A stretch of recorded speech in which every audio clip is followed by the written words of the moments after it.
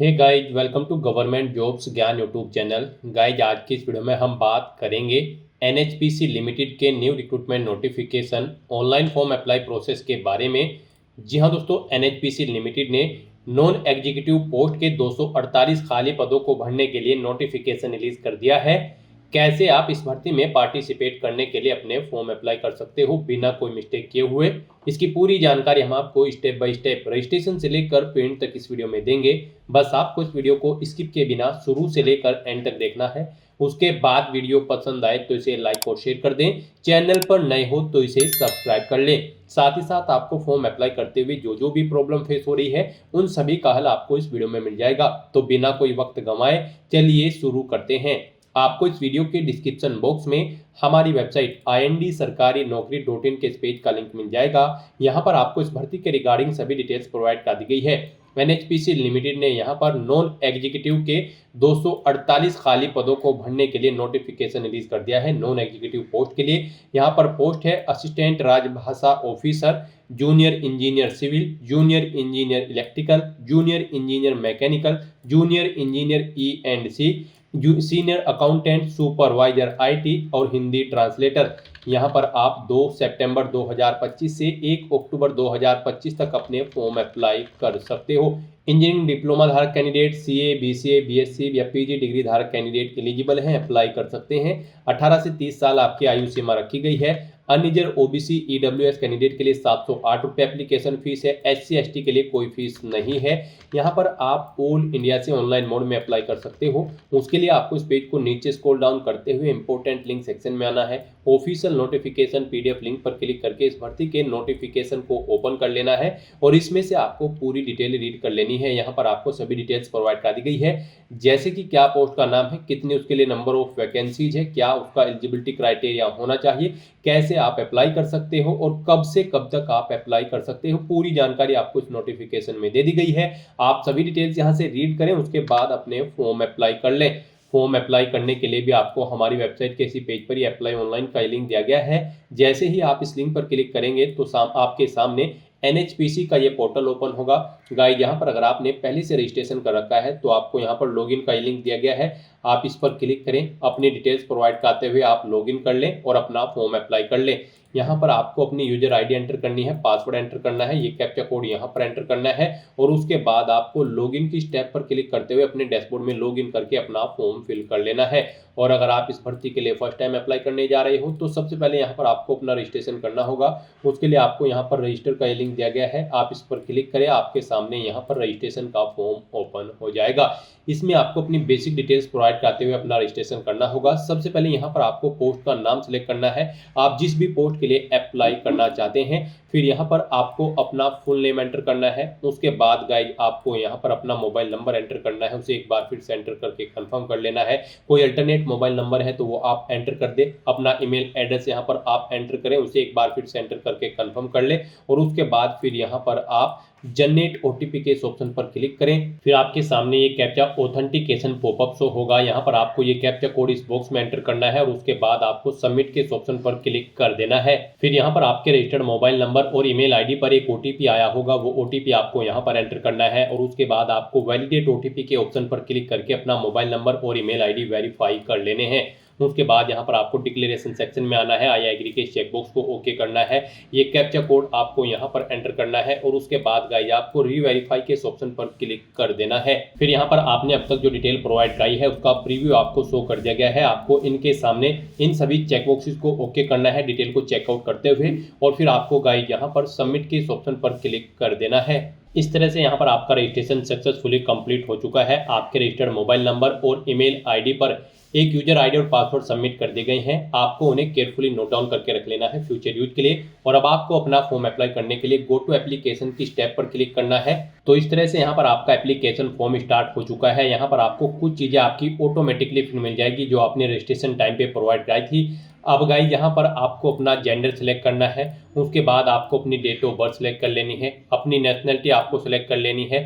फिर यहाँ पर आपसे पूछा गया कि क्या आप जम्मू और कश्मीर से बिलोंग करते हैं, अगर करते हैं तो यहाँ पर आप यस करेंगे, नहीं तो नो ऑप्शन सेलेक्ट करेंगे। फिर आपको अपनी कैटेगरी यहाँ पर सेलेक्ट कर लेनी है, उसके बाद आपको इस पेज को नीचे स्क्रॉल डाउन करना है और अब आपको यहाँ पर अपनी पर्सनल डिटेल देनी है। यहाँ पर आपको अपने फादर का नेम एंटर करना है, मदर का नेम एंटर करना है, अपना मैरिटल स्टेटस आपको सेलेक्ट कर लेना है, आप मैरिड हो या फिर अनमैरिड, अपना रिलीजन आपको सेलेक्ट कर लेना है। फिर यहाँ पर आपको अपनी टेस्ट सिटी की प्रेफरेंस देनी है। यहाँ पर आपको 3 चॉइसेस दी गई है, आप अपनी चॉइस के अकॉर्डिंग 3 टेस्ट सिटी सेलेक्ट करें। यहाँ पर आप जिस सिटी को फर्स्ट नंबर पर प्रेफरेंस देना चाहते हैं उसे आप फर्स्ट नंबर पर सिलेक्ट करें, जिसे सेकंड और थर्ड पर रखना चाहते हैं उसे यहाँ पर आप सेकंड और थर्ड पर सेलेक्ट कर ले। उसके बाद यहाँ पर आपसे पूछा गया कि क्या आप person with benchmark disability candidate हैं, अगर हैं तो आप यस करेंगे और फिर यहाँ पर आप डिसेबिलिटी का टाइप सेलेक्ट करेंगे। यहाँ पर उसके बाद गाइज आपको अपनी सब डिसेबिलिटी सेलेक्ट कर लेनी होगी और फिर आपको परसेंटेज देनी होगी अपनी डिसेबिलिटी की। और फिर यहाँ पर आपसे पूछा गया कि क्या आपको स्क्राइब की जरूरत पड़ेगी एग्जाम टाइम के दौरान, अगर पड़ेगी तो आप यस करेंगे और फिर यहाँ पर आप बताएंगे कि आप उसका खुद से प्रबंध करेंगे या फिर ऑर्गेनाइजेशन को उसका प्रबंध करना होगा। और अगर आप यहाँ पर person with benchmark disability candidate नहीं है तो सिंपली यहाँ पर आप नो ऑप्शन सेलेक्ट करेंगे, फिर आगे की डिटेल आपको नहीं देनी है। आप एक सर्विसमैन हैं, आपसे पूछा गया है, अगर है तो आप यस करेंगे और फिर अपनी डिटेल देंगे, ज्वाइनिंग डेट देंगे आप सर्विस की, कब आपने ज्वाइन किया था, कब छोड़ा है वो डेट देंगे। इनके अकॉर्डिंग यहाँ पर आपकी सर्विस पीरियड कैलकुलेट करके आपको शो कर दिए जाएंगे। यहाँ पर अगर आप ऑलरेडी सिक्योर्ड एम्प्लॉय हैं सिविल साइड के या फिर सेंट्रल गवर्नमेंट के या रेगुलर बेसिस पर है, after availing the benefit reservation given to ex EX serviceman, अगर हैं तो आप यस करें, नहीं तो नो ऑप्शन सेलेक्ट करें। और अगर आप EX सर्विसमैन नहीं है तो यहाँ पर आप सिंपली नो ऑप्शन सेलेक्ट करेंगे, आगे की डिटेल आपको नहीं देनी होगी। डिपार्टमेंट कैंडिडेट है, अगर आप NHPC इंटरनल के अगर हैं तो आप यस करेंगे और फिर उसकी डिटेल देंगे, जैसे कि employ number, joining date service की, टोटल सर्विस पीरियड आपकी इस डेट के अकॉर्डिंग आज से कैलकुलेट करके आपको शो कर दी जाएंगे। और अगर आप NHPC के इंटरनल कैंडिडेट नहीं हैं तो सिंपली यहाँ पर आप नो ऑप्शन सेलेक्ट कर लेंगे। इस तरह से अपनी डिटेल यहाँ पर प्रोवाइड करने के बाद फिर आपको सेव एंड नेक्स्ट के ऑप्शन पर क्लिक कर देना है। नेक्स्ट यहाँ पर आपको अपनी कम्युनिकेशन डिटेल देनी है, आप अपना कोरोस्पोंडेंस एड्रेस यहाँ पर एंटर करें, उसके बाद यहाँ पर आप अपना परमानेंट एड्रेस एंटर करें। और गाइज अगर आपका परमानेंट एड्रेस आपके कोरोस्पोंडेंस एड्रेस के अकॉर्डिंग सेम है तो यहाँ पर आप इस permanent address same as correspondence address में यस के इस ऑप्शन पर क्लिक कर दें, ऑटोमेटिकली आपका परमानेंट एड्रेस आपके कोरोस्पोंडेंस एड्रेस के अकॉर्डिंग फिल हो जाएगा। और उसके बाद फिर यहाँ पर आपको सेव एंड नेक्स्ट के ऑप्शन पर क्लिक कर देना है। नेक्स्ट यहाँ पर आपको अपनी क्वालिफिकेशन की डिटेल प्रोवाइड करनी है। गाइज आप ऑफिशियल नोटिफिकेशन में से चेकआउट कर सकते हो किस पोस्ट के लिए क्या आपकी क्वालिफिकेशन रिक्वायर्ड है। आप ऑफिशियल नोटिफिकेशन ओपन करें, हम यहाँ पर आपको जूनियर इंजीनियर सिविल की पोस्ट के लिए अप्लाई करके दिखा रहे हैं, बाकी की सब पोस्ट के लिए भी सेम ऐसे ही अप्लाई होगा, बस क्वालिफिकेशन आपको पोस्ट के अकॉर्डिंग यहाँ पर देनी होगी। जूनियर इंजीनियर सिविल की पोस्ट पर अप्लाई करने के लिए जैसे कि यहाँ पर आपके पास 3 साल का डिप्लोमा होना चाहिए सिविल इंजीनियरिंग में किसी गवर्नमेंट या फिर रिकॉग्नाइज्ड इंस्टीट्यूट से, मिनिमम 60% मार्क्स के साथ। अगर आप जनरल OBC EWS कैंडिडेट हैं और अगर आप SC ST PWBD कैंडिडेट हैं तो फिर आपके मार्क्स यहाँ पर 50% होने चाहिए। तो यहाँ पर आपके पास डिप्लोमा होना चाहिए इंजीनियरिंग का रिलेवेंट डिसिप्लिन के अंतर्गत। अगर आप जूनियर इंजीनियर की किसी भी स्ट्रीम की पोस्ट के लिए अप्लाई कर रहे हैं, बाकी सब पोस्ट के लिए भी आप ऑफिशियल नोटिफिकेशन में से भी चेकआउट कर सकते हो कि किस पोस्ट पर अप्लाई करने के लिए क्या आपकी क्वालिफिकेशन रिक्वायर्ड है। तो यहाँ पर अब आपको अपनी पोस्ट के अकॉर्डिंग अपनी क्वालिफिकेशन की डिटेल देनी है। यहाँ पर सबसे पहले आपको अपनी 10वीं क्लास की डिटेल प्रोवाइड करनी है। इसमें सबसे पहले आपको देना है बोर्ड का नाम जिससे आपने अपनी 10वीं क्लास पास आउट की है, कब पास आउट की है वो डेट आपको सिलेक्ट कर लेनी है, स्कूल या इंस्टीट्यूट का नाम देना है, सब्जेक्ट देने हैं जो जो सब्जेक्ट आपके पास 10वीं क्लास में थे। फिर यहाँ पर आपका रिजल्ट परसेंटेज में था या फिर CGPA में, आप ऑप्शन सेलेक्ट करें। फिर अगर परसेंटेज में था तो कितने मार्क्स आपने ऑब्टेन किए हैं वो यहाँ पर आपको एंटर करने हैं। मैक्सिमम कितने मार्क्स थे जिसमें से आपने मार्क्स ऑब्टेन किए हैं वो आप एंटर करें। इनके अकॉर्डिंग आपकी परसेंटेज कैलकुलेट करके यहाँ पर आपको शो कर दी जाएगी। फिर यहाँ पर आपको अपनी 12वीं क्लास की डिटेल देनी है। इसमें भी आपको सबसे पहले बोर्ड का नाम देना है, पासिंग डेट सेलेक्ट करनी है, स्कूल या इंस्टीट्यूट का नाम देना है, सब्जेक्ट देने हैं जो जो आपके पास 12वीं क्लास में थे। यहाँ पर आपको अपने रिजल्ट का मोड बताना है, परसेंटेज में था या फिर सीजीपीए में। सीजीपीए में अगर था तो फिर यहाँ पर आप अपना सीजीपीए आपने कितने ऑब्टेन किया है वो एंटर करें। टोटल सीजीपीए कितने था जिसमें से आपने ये सीजीपीए ऑब्टेन किया है वो यहाँ पर आप एंटर करें और उसके अकॉर्डिंग यहाँ पर आपकी परसेंटेज कैलकुलेट करके आपको शो कर दी जाएगी। फिर यहाँ पर आपको अपनी इसेंशियल क्वालिफिकेशन यानी कि जिस पोस्ट के लिए आप अप्लाई कर रहे हैं उसके लिए जो रिक्वायर्ड क्वालिफिकेशन है उसकी डिटेल देनी है। यहाँ पर आपको ऑटोमेटिकली पोस्ट के अकॉर्डिंग आपकी क्वालिफिकेशन देखने को मिल जाएगी जिस भी पोस्ट के लिए आप अप्लाई कर रहे हैं। हम यहाँ पर आपको जूनियर इंजीनियर सिविल की पोस्ट के लिए अप्लाई करके दिखा रहे हैं, बाकी की सब पोस्ट के लिए भी सेम ऐसे ही अप्लाई होगा। बस यहाँ पर इसेंशियल क्वालिफिकेशन में आपको पोस्ट के अकॉर्डिंग अपनी इसेंशियल क्वालिफिकेशन फिल करनी है।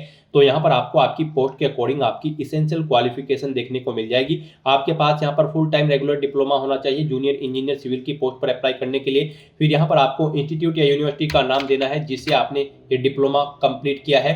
मोड ऑफ एजुकेशन देनी है फुल टाइम। स्पेशलाइजेशन आपका जो भी उस पोस्ट के अकॉर्डिंग होगा रिक्वायर्ड होगा वो यहाँ पर आपको शो कर दिया जाएगा, आपको सिलेक्ट कर लेना है। पासिंग डेट आपको सिलेक्ट कर लेनी है। फिर यहाँ पर आपको बताना है आपका रिजल्ट परसेंटेज में था या फिर सीजीपीए में। परसेंटेज में अगर था तो कितने मार्क्स आपने ऑब्टेन किए हैं वो आप एंटर करें। टोटल कितने मार्क्स थे जिसमें से आपने मार्क्स ऑब्टेन किए हैं वो आप एंटर करें। इनके अकॉर्डिंग आपकी परसेंटेज कैलकुलेट करके यहाँ पर आपको शो कर दी जाएगी। उसके बाद यहाँ पर आपसे पूछा गया कि क्या आपको वर्क एक्सपीरियंस है, अगर है तो आप यस करेंगे, नहीं तो नो ऑप्शन सिलेक्ट करेंगे और फिर इस सेक्शन को आप ऐसे ही रहने देंगे। और गाइस यहाँ पर अगर आपको एक्सपीरियंस है तो आप यस करें और फिर यहाँ पर अपने एक्सपीरियंस की डिटेल प्रोवाइड कराएं। यहाँ पर आप ऑर्गेनाइजेशन का नाम एंटर करें, उसका टाइप सिलेक्ट करें, वो सेंट्रल गवर्नमेंट है, स्टेट गवर्नमेंट है या फिर प्राइवेट। पोस्ट का नाम दें जिस पोस्ट पर आप कार्यरत थे, किस डेट से आपने सर्विस स्टार्ट की थी वो डेट आप सिलेक्ट करें, कब आपने एंड की है यानी कि जॉब छोड़ी है या फिर अभी तक अगर आप जॉब कर रहे हो तो वो डेट यहाँ पर आप सिलेक्ट करें। अपना पे स्केल यहाँ पर आप एंटर करें। इन डेट्स के अकॉर्डिंग यहाँ पर आपकी सर्विस की लेंथ कैलकुलेट करके आपको ईयर मंथ और डेज वाइज शो कर दी जाएगी। इस तरह से यहाँ पर आप अपने एक्सपीरियंस की डिटेल प्रोवाइड कर सकते हैं। और अगर आपको एक्सपीरियंस नहीं है तो सिंपली यहाँ पर आप नो ऑप्शन सिलेक्ट करेंगे, फिर ये डिटेल आपको नहीं देनी होगी। एक से ज्यादा जगह वर्किंग एक्सपीरियंस है तो यहाँ पर आप ऐड न्यू रो के इस ऑप्शन पर क्लिक करें। सेम ऐसी ही एक और रो यहाँ पर ऐड हो जाएगी और उसमें आप अपने एक्सपीरियंस की डिटेल प्रोवाइड करा दें। अगर आप डिलीट करना चाहते हैं अपने एक्सपीरियंस की डिटेल तो आप डिलीट लास्ट रो के ऑप्शन पर क्लिक करके अपने एक्सपीरियंस की डिटेल यहाँ पर डिलीट भी कर सकते हैं। इस तरह से अपनी क्वालिफिकेशन और एक्सपीरियंस की डिटेल यहां पर प्रोवाइड करने के बाद फिर गाइज आपको सेव एंड नेक्स्ट के इस ऑप्शन पर क्लिक कर देना है। नेक्स्ट यहां पर आपको अपने डॉक्यूमेंट अपलोड करने हैं और फीस पेमेंट करना है। तो डॉक्यूमेंट यहां पर आपको दी गई गाइडलाइंस के अकॉर्डिंग अपलोड करने होंगे। यहां पर गाइज आपको अपना पासपोर्ट साइज फोटो अपलोड करना है, अपने सिग्नेचर आपको अपलोड करने हैं, 10वीं क्लास का सर्टिफिकेट या फिर मार्कशीट आपको अपलोड करनी है, 12वीं क्लास का सर्टिफिकेट या फिर मार्कशीट आपको अपलोड करनी है, अपनी इसेंशियल क्वालिफिकेशन का सर्टिफिकेट आपको अपलोड करना है और अपना कास्ट सर्टिफिकेट यहां पर आपको अपलोड करना होगा अगर आप रिजर्व कैटेगरी से बिलोंग करते हैं। इनके लिए आपको गाइडलाइन दी गई है। यहां पर आप जैसे ही अपना कोई भी डॉक्यूमेंट अपलोड करेंगे तो उसके सामने आपको यहां पर क्लिक हियर टू अपलोड के ऑप्शन पर क्लिक करना है। जैसे ही आप इस ऑप्शन पर क्लिक करेंगे फिर यहां पर आपके सामने एक गाइडलाइन होगी, इनके अकॉर्डिंग आपको अपने डॉक्यूमेंट अपलोड करने हैं। जैसे कि यहां पर आपका पासपोर्ट साइज फोटो 100 KB से 200 KB के बीच में होना चाहिए, जेपीजी या फिर जेपीईजी फॉर्मेट में होना चाहिए, डायमेंशन उसकी 3.5 सेंटीमीटर इंटू 4.5 सेंटीमीटर होनी चाहिए। तो इस गाइडलाइन के अकॉर्डिंग आपको अपना फोटो यहां पर अपलोड करना है। उसके लिए आपको drop files here /browse to upload के इस ऑप्शन पर क्लिक करना है, फाइल को सिलेक्ट कर लेना है और अपना फोटो यहां पर आपको अपलोड कर देना है। उसके बाद आपको अपने सिग्नेचर अपलोड करने हैं। उसके लिए भी आपको क्लिक हियर टू अपलोड के ऑप्शन पर क्लिक करना है। सिग्नेचर आपके 80 KB से 150 KB के बीच में होने चाहिए, जेपीजी या फिर जेपीईजी फॉर्मेट में होने चाहिए। आपको यहां पर drop files here /browse to upload के इस ऑप्शन पर क्लिक करना है, फाइल को सिलेक्ट कर लेना है और अपने सिग्नेचर भी यहां पर आपको अपलोड कर देने हैं।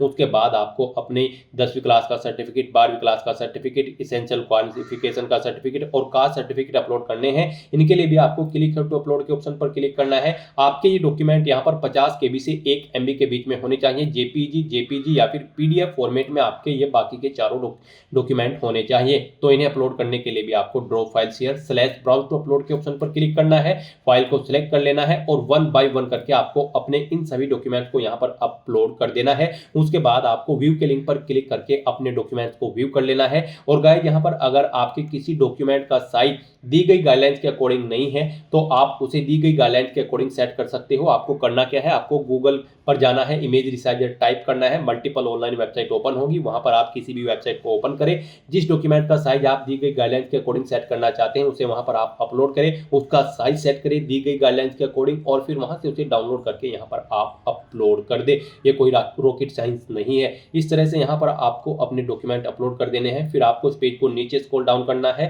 यहाँ पर आपको आपकी कैटेगरी के अकॉर्डिंग एप्लीकेशन फीस का अमाउंट शो कर दिया जाएगा। गाइस यहाँ पर अगर आप अनरिजर्व ओबीसी ईडब्ल्यूएस कैंडिडेट हैं तो आपको 708 रुपए फीस के रूप में जमा कराने होंगे और अगर आप एससी एसटी कैंडिडेट हैं तो आपको कोई फीस जमा नहीं करानी है। अब यहाँ पर आपको डिक्लेरेशन सेक्शन में आना है, इन सभी चेक बॉक्सेस को आपको वन बाय वन करके ओके करना है।